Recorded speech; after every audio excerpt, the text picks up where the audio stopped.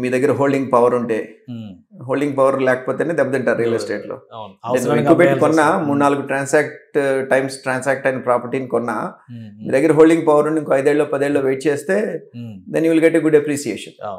అట్లా కాకుండా మీరు లోన్ తీసుకొచ్చుకొని లేకపోతే అప్పులు తీసుకొచ్చుకొని మళ్ళీ మార్కెట్ కరెక్షన్ వచ్చి వాల్యూ డౌన్ అయింది అనుకోండి, అప్పుడు ఇంట్రెస్ట్లు కట్టడానికి లేకపోతే మీ ప్రెజర్ చాలా ఎక్కువ ఉంటుంది. అప్పుడేమో వాళ్ళ రూపాయి ప్రాపర్టీని మళ్ళీ మీరు 100 రూపాయకో 1/4 70 పైసలకు అమ్ముకోవాలి. That's where you go wrong.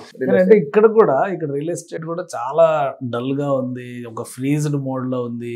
కూటమి గవర్నమెంట్ వచ్చిన తర్వాత కూడా ఎవరు పెద్దగా ఇన్వెస్ట్మెంట్ పెట్టట్లేదు. ఇటువంటి చర్చలు బాగా జరుగుతున్నాయి. సో అలాంటి టైంలో మరి మీరు సాహసం చేసినట్టుగానే అనుకోవచ్చు దీన్ని. నాకైతే బ్రహ్మాండంగా ఉంది. అవునా? ఎందుకంటే మెయిన్ బిజినెస్లో కావాల్సింది ఏంటంటే కేశవ్ గారు, ఒక మనిషి మీద ట్రస్ట్.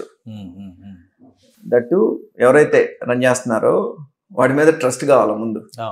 జనరల్గా రియల్ ఎస్టేట్ బిజినెస్ ఎట్లా రన్ అవుతుంది అని అంటే, ఎస్పెషల్లీ నేను చేసే దాంట్లో ఒక బస్కి లేకపోతే ఒక కార్కి ఒక 4 చక్రాలు ఉన్నట్టు, లేకపోతే ఇల్లు కట్టాలి అని అంటే 4 పిల్లర్స్ ఉన్నట్టు, మా దాంట్లో కూడా 4 ఉంటారు.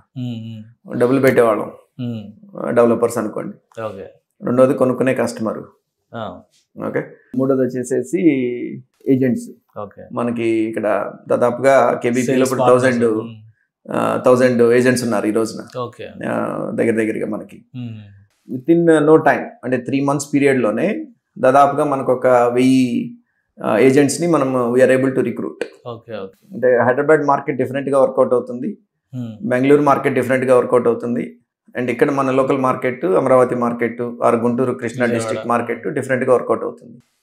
అక్కడ మీరు డిజిటల్ మార్కెటింగ్ చేసుకోవచ్చు. నాది ఐటీ బ్యాక్గ్రౌండ్, హైదరాబాద్లోను బెంగళూరులోను డిజిటల్ మార్కెటింగ్ వర్కౌట్ అవుతుంది.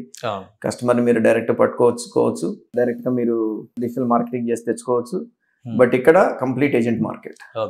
ఏజెంట్స్ ని కాదని, సో డైరెక్ట్ కాంటాక్ట్స్ ఉంటేనే వర్కౌట్ అయ్యే అవకాశాలు ఎక్కువ ఉంటాయి. అంటే ఏజెంట్స్ తో వాళ్ళ కస్టమర్స్ కి, అంటే ఇప్పుడు 4 ఎవరనంటే ఒకళ్ళు రైతులండి అమ్మేవాళ్ళు, ఒకళ్ళు నేను కొనేవాడిని, తర్వాత ఏజెంట్స్, అండ్ 4 వాళ్ళు కస్టమర్స్. ఇదే 4 చక్రాలు బిజినెస్ కి.